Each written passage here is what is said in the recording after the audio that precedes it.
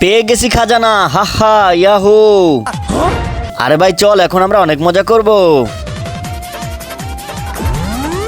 আরে ভাই দাঁড়াও, তোমরা এই বাইকার সোনা কোথায় পেলে?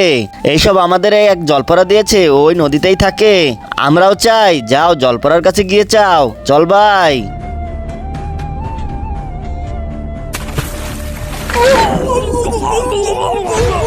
তোমরা এখানে আসছো কেন?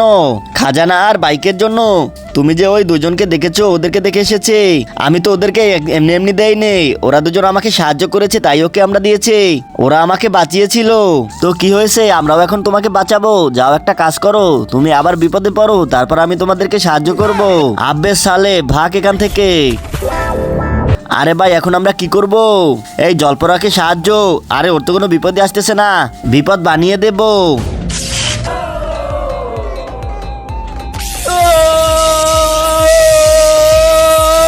জলপরা, আমি যদি এই পানি থেকে এই তারটা না উঠাতাম তাহলে তো তুমি মরে যেতে। আমি তো তোমাকে বাঁচিয়ে নিয়েছি, এখন আমাকে খাজানা দাও।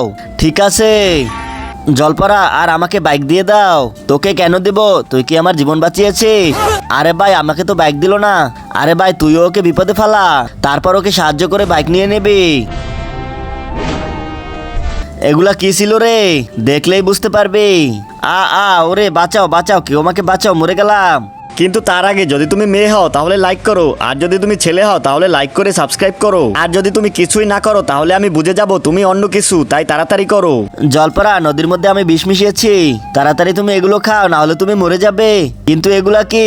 এগুলা হচ্ছে গোবর, তুমি এগুলা খাবে তাহলে এই বিষ মরে যাবে, আর তুমি এগুলা খাবে তারপর বমি করবে আর বিষ বেরিয়ে যাবে। আরে আমি মরে যাব, তাও তো এই গোবর খাবো না। আ আ আ